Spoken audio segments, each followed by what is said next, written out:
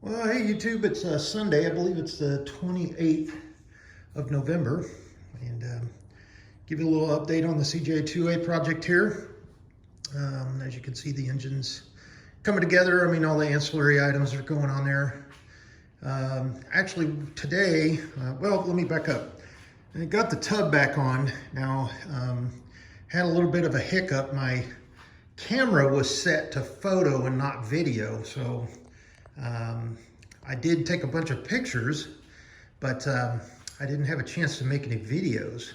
So I apologize for the little delay there, and I'm sorry it came along to this point from where we last left off. But let me just talk about the tub a little bit. So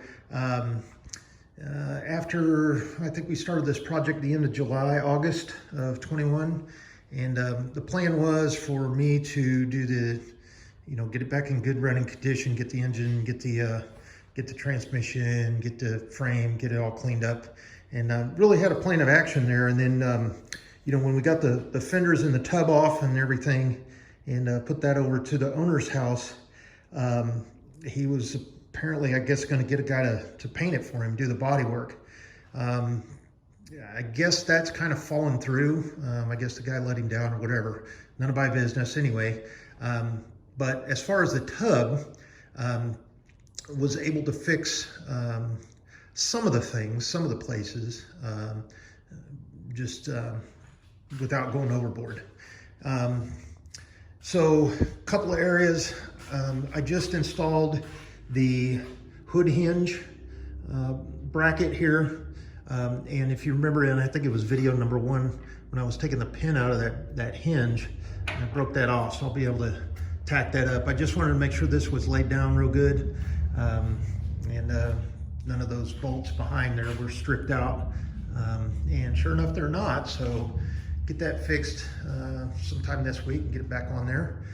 And then I'll talk about, remember I was talking about the plate steel for the steps? Well, there was kind of I guess a method to the madness on the previous owner or whoever did that. The reason I believe they did that is because this quarter panel from these two welds here and then the shovel and axe indents there going forward, that's all one piece. That's the front quarter panel there. And where it had rusted was basically where the shovel tip would sit, and it's right behind this bracket. And the dilemma there is, if you put the sheet metal there, take this plate steel off, you put the sheet metal there and TIG it, you're always gonna have that kind of wavy wrinkle. No sense in doing kind of a half job there. The right way to do it was, to break the welds, like I was saying, get a new quarter panel and step, and then put it all one piece in there. Well, thinking of that, when you look down in here in the tub, right there on the edge under this bracket here is a little bit of rust. Now, where that bolt is, there's a hat channel that goes from the step right out over to here, and then, well, basically right here, and then this one kind of goes up forward and back along the frame. So as you start looking at what you needed to fix, it just snowballed really, really quick. So the decision was to put that, in order to maintain the integrity of the tub, as well as to make sure that the originality is there, is to go ahead and put those this side and also on the passenger side back on. And you'll see I use some really good primer, weld-through primer on the back of that on both sides and then above the step, just to make sure that it's not going to get any kind of corrosion behind that. And then, if you remember, I believe it was this one. Yes, it was. Driver's side, this and this piece of sheet steel was not welded together. So I went ahead and welded it here, and I ran a bead here. Now that's one solid piece, and it's bolted, so that's really, really firm now. On the other side, the exact same thing. Just went ahead and put that back on because it was rusted right exactly in the same spot. And cutting out 2/3 of a quarter panel, when someone down the line can purchase a new quarter panel, or hell, they might want to just redo the tub. Just made a lot more sense in what we're trying to achieve in this level of restoration. So, but got the majority of the dents out. There's a little bit of wrinkly looking stuff here. Reason for that is I believe something happened there, and it's not on the inside of the toolbox and it's not up underneath, but I think something happened on that sheet metal itself. So when I was stripping all the 5 layers of paint and goo off of there, that's actually filled lead. Back in the old times, they used to heat up lead and actually smooth that out. So I didn't want to get in there with a grinder and get sick. And then just a couple of dings I couldn't get out were here, where this has been hit kind of, you'll see there. So it's kind of like folded over and folded in, and I couldn't get that out. And sorry about the runs, it's just some primer.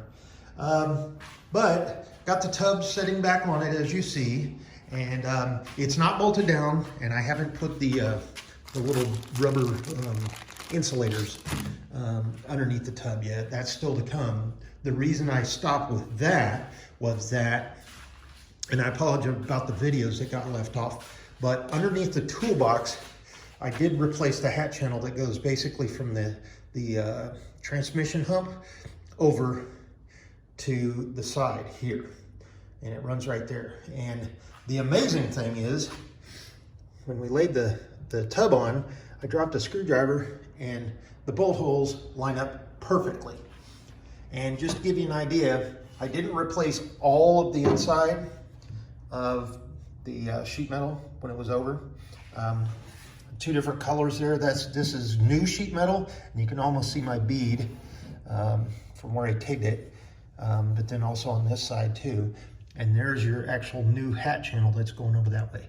This is original sheet metal, and it's rusted through here, here, here, here. And the reason I didn't replace that is that's actually underneath the hat channel that lays going forward. So there's a spider web of hat channels on there, and you know, this level of restoration, we didn't anticipate to replace all of the hat channels, break all those plug welds out and everything. So this is a field repair. However, I did lay bead so that's all sealed. This is kind of lipped up on this side because the bead that I laid was going this way and then up to the hat channel and then over to here. So that's all sealed up real nice and good, but you know, basically just lay a piece of rubber or something down in there just to protect it. And obviously that bolt will go through here and connect it to the frame. A lot more structural integrity now, and I'll walk over there in just a minute and show you, because basically, if you remember when we flipped this lid up, there was the hat channel came to here, the original, and then there was just nothing, and then a piece of hat channel. And so what has been cut out was just this kind of trapezoid looking, and then laid a new piece of 18 gauge in there. And that's gonna definitely keep this mounted to the frame a heck of a lot better for some time to come. Let's see what else. Oh, as you'll notice, I'm sorry about the gauge edges there. I cannot get that yellow paint off of there.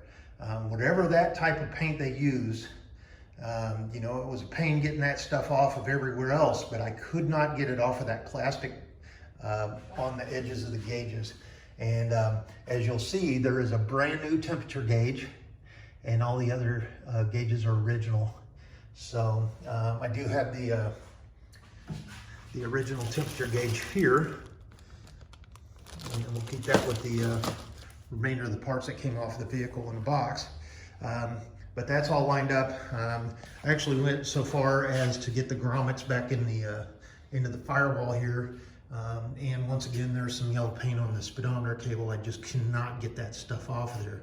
And I definitely don't want to scrape through the speedometer cable there, because one of those suckers is pretty darn expensive, and they're not all the same length.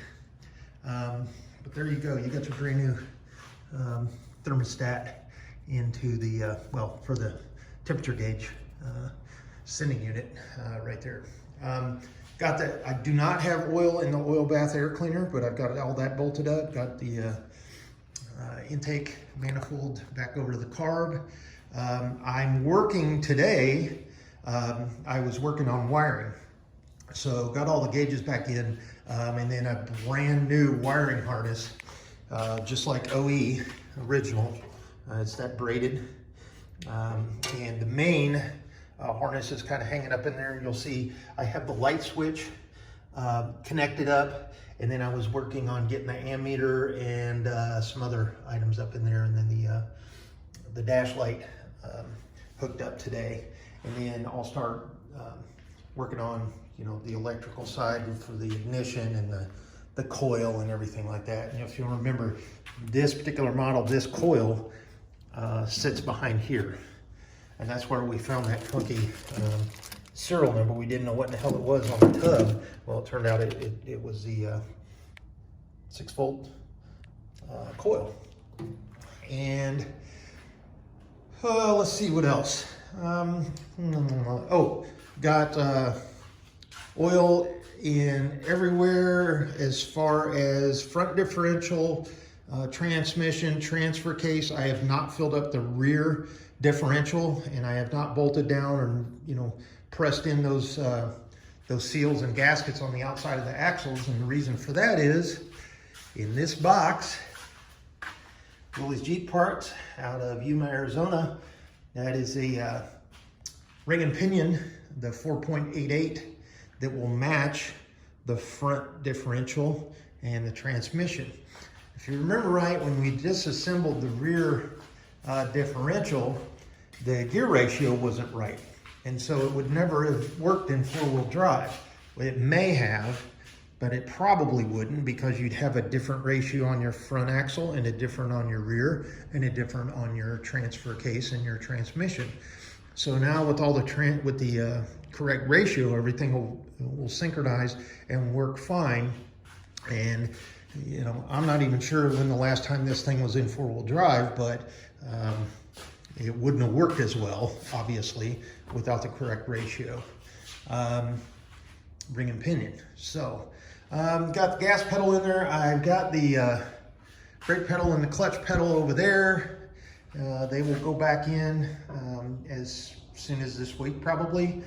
And then just ancillary stuff on the outside of the box, you know, get the windshield mount here, get the plugs for the passenger side reflector, and just some other little Mickey Mouse stuff. Now the pain in the ass is going to be the steering column and getting that back up in there. But luckily I haven't connected the, well, I've kind of rough fitted the exhaust pipe there. But luckily there's going to be some room to get up in there. And if need be, on the column shift, what you can do is you can remove the actual shifter rod clamp and take this rod out, get everything up in there, and then run your shifter rod and your lever up in there, and then clamp this down. And that'll probably be the plan of attack when we go to put that in there. Oil gauge pipe. This is original. It has been flushed out, but the problem of it is, as you know, it goes basically from this fitting down to that fitting, and that's just a base, a rubber connection. And I'm gonna see if I can't find another rubber connection, or if I can find, let me just make sure I got my cotter pin in that gas pedal there.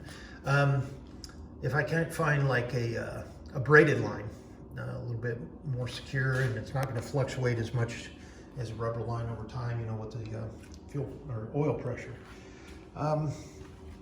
So there's where she sits. I will say, following the instruction as far as how they've laid that out for the wiring harness, I got this from Willie's America. Every single wire is exactly what size the wire is, what color is, and what it goes to. Really easy to follow along that. Now, some of the stuff on this harness we do not have on this particular Jeep, like the headlight high and low beam indicator. That's actually where the the choke would go, and the throttle up there, those two holes, this one and this one. So there's not a high beam indicator on this particular Jeep. However, if need be, if you remember, there was a cigarette lighter here. I guess we could put something over there, but it does still have the original light switch here. So I'll make sure I get that connected back up. And the wire is actually in the harness for that. And did a really, really good job on this harness for us. It's even got the you know, heat shrink tubing on the ends. Really good job. Here, look at that, whelping for the steering. That will go there. That's actually over there, waiting on the paint to dry. And so that's where we set. All the stuff in that box there is the original wiring harness, which I'll step over here. Sorry for moving around again. But this stuff is just, over time, someone has just speaker wire and Radio Shack when that was around, and just throwing stuff together over time is, you know, whatever. I don't even think those are the right gauge of wires, which is probably, you know, well, anyway, there we go. So, and everything else is in the bags here. I know exactly what it is because guess what? I've written on the little baggie. So there's windshield, and I still need to get another thumb screw for the passenger side. Brake cover bolts for the brake cover plate, or fill plate, the headlight, trim, driver's fender, and you see the fuse block, and then the passenger fender and so forth. So everything is pretty much, well, I'll call it about 78% done. And still got to do rear differential. And then I've got a dilemma. And I have been on the forums, and I would appreciate it, anybody out there that has any suggestions on this. Here's the issue. When we took the tub off of the frame, if you'll remember right, there was a little breather right here. And it was one of those little pop-up poppets. And it was kind of like the ones on the differential covers. Well, the threads were all stripped out, but the threads on the cover plate there were fine. And the reason they were stripped out is because this tub over time had settled down, and this top plate had rubbed it around and it wallowed it out, and then, you know, just came out. So it was just kind of sitting in there, and all the crud and the grime and stuff was going, and it was just seeping down that hole into the transmission. Luckily, the transmission was in outstanding shape, damn near flawless when it was rebuilt. But what I have found is a little brass fitting that screws right into that hole. Now that's a 90. Now, the original tappet stuck up about, I would say, 1/8 of an inch or 1/4 of an inch taller than this. This is not that tall. However, when I lay the straight edge across, it's pretty straight there, it's hitting it. So the dilemma is, what goes in this hole? Is it a plastic threaded pipe that just kind of went off? Is it a thumb cap kind of pop-up? That, no one can answer that. So if anybody out there knows the answer, I would appreciate some feedback, because I can't put that plate back on without figuring out what should be there. I don't want to put a cap there and or a bolt and thread it. And the reason for that is, if pressure builds up into the transmission, then the potential for the seals, the brand new seals that are in there, front, back, shifting side, to blowing out. And so kind of got a little bit of a question on that. I'd appreciate some feedback and some help if anybody knows. The plan was to put that 90 there and then just kind of run a pipe out of, or tube out of it, kind of over, just so it would vent and overflow if it needed to off to the side of the transmission and down. But now we got the dilemma that sticks up too high from the top plate there. So a little bit more research. That's the only fitting I could find that would fit in there. It's, I believe, 3/8 or so threads. So still a little bit more research we need to do on that. And appreciate the feedback if anybody has the answer. Alrighty, well, that'll wrap it up. One little area on the workbench here. That steering horn. Still got the U-joint that needs to go back in, and just some ancillary stuff over here. Let's see, that's shock boots I didn't need, and then ring and pinion stuff back in there for the rear differential. And then there is the new welt for, and I've actually got a piece laid in already, just to see how it fit right here in the radiator. And you know, the neat thing about this wiring harness also is, you know, it comes with the actual plugs for your headlights. So there's your driver's side headlight, and they really go into a lot of detail, and they actually, I'm gonna move some stuff around here just to show you real quick. Actually tell you where the gauges go, which is kind of cool. It's actually in the manual over there, but it's kind of neat how, you know, how it goes, and then what this wiring harness will fit in. And then each portion of the wiring harness, it tells you number 1 is 3 white tracers that goes to your light switch power. So there's where your power goes from that. And then likewise for the generator and stuff like that. And then they even include, just like in the service manual, a diagram on where all the wiring actually goes. So that'll be connected. Speaking of wiring, I do have the spark plug wires over there. If anybody out there sees the issue with that crossover tube, it is right there. It was supposed to bolt down.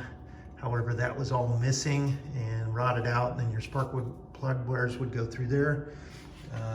But I do have the tube that goes across for the breather vent. And might just throw a one-way valve in there just to see if that'll help out a little bit. And then the other thing I wanted to point out, the alternator. If you remember right, the alternator was setting up way forward, and the belt had the potential to hit the fan. Well, you'll see it's still a little bit clanked, but not as bad. The issue is, when this is converted over to 12 volt, there is an actual bracket that you can purchase that goes down onto the front engine plate, and then that holds your alternator, and then it comes with the adjustment. Well, what they did in this particular instance is they have actually drilled and tapped a, let's see if I can get in. Yeah, see that nut right there? That nut right there, just up and to the left top of the hole. They drilled a hole through the front plate, and that's where they ran the pivot bolt for the alternator through. And that hole didn't line up with the front one, and it's good enough, if you will, but you also remember that it was too far forward because they had the bushing on the wrong side of the damn alternator. So got that all lined up. It's lined up as much as it's going to be without going and buying the, whatever it is, $175, $200 little bracket there. I've gotten word that the owner plans to sell this particular vehicle, and you know, I'm not sure when or what he's going to ask for it, but hopefully you guys are out there watching this. As soon as it goes up for sale, I'll make sure it's okay, you know, get a copy of the contact information, and I'm not sure when it'll go up for sale, but my plan is, as promised, get this done by January, and get it back, turned back over to the owner, and then whatever he chooses to do from there, we'll go from there. But it sounds like the plan is he is going to sell it. And if you guys have been following along, you know we've turned every screw and every bolt and every nut, just make sure it was back to the original way it should have come out of the factory, with the exception of the 12 volt conversion, and then a couple of field repairs here and there and all that. And then obviously the shocks, you know, those are just a wear item over time. But brand new bearings, engine rebuilt, new gaskets everywhere, so it's not gonna leak on you, knock on wood. New seals, new U-joints, rebuilt transmission, not rebuilt transfer case, but it was cleaned and inspected, and everything was in spec. And then we'll get the exhaust back in there. And then as far as originality, I just went ahead and put the marker lights back on there, brake lights, and also that funky homemade license plate light. Got that back up there, and actually will wire right into the harness there I got laying over the tail step there. And then the tailgate's over there, a little bit more straightening and some sanding, and get that primered up and get that hung back on here. A lot of the bolts for the tub aren't going to be able to reuse. Now I'm going to try to soak these and see if I can get that crud off there, but some of these aren't going to be able to reuse. Some of them actually snapped when we were taking them off like that. So a couple of trips to hardware store just to get a couple of bolts and a couple of mounting places. But and then I think I've got like 2 or more things I need to order, and I'm not talking 40 bucks worth of parts. It's just the gasket that goes around the steering column there, and then some thumb caps to go over some of these holes that should have been there. They're just little rubber things, and I may not need to order those. I'll probably find those at a hardware store and get those in there. But there she sits. She is fancy. She's looking good. Actually looks like an old school hot rod Model T or bucket T. That flame engine paint, the flame engine red and the black all over it. Little hot rod here. Put some racing slicks on it. See what she'll do in the quarter. So anyway, YouTube, thanks for watching, and keep an eye out as soon as we get this wrapped up next several weeks. Like I said, I'll get with the owner and see what his plans are as far as selling it, and you know, I really feel bad for the guy for you know, having his other plan as far as paint just fall through on him. That's just too bad. But you know, if he decides to sell it and somebody picks this up, they're going to have basically a paint job to finish. And you know, if you can turn a wrench to put some footman loops on, and you know, maybe repair a little bit more of the tub, and you'll be having a really nice Jeep here. And fenders and everything, I mean, it'll be all the same color, obviously, as far as this protective primer, and just get that over. And if you remember, the inside of that tub didn't even have really any kind of paint on it. It was just kind of looked like a leopard, and it was between rust and it was between rust and red, yellow, black, and gray, whatever kind of paint they did. And so this is all cleaned up. We got it down to bare metal, and then we threw the primer on there, so it is cleaned up, spotless. And you know, hell, somebody could buy this and throw a rental can paint job on it and turn around and make a little bit more money off of it. That's up to y'all. Well, that's the future of the vehicle. We don't know. So more to come, YouTube. Thanks so much for watching. We'll talk to you soon. Bye.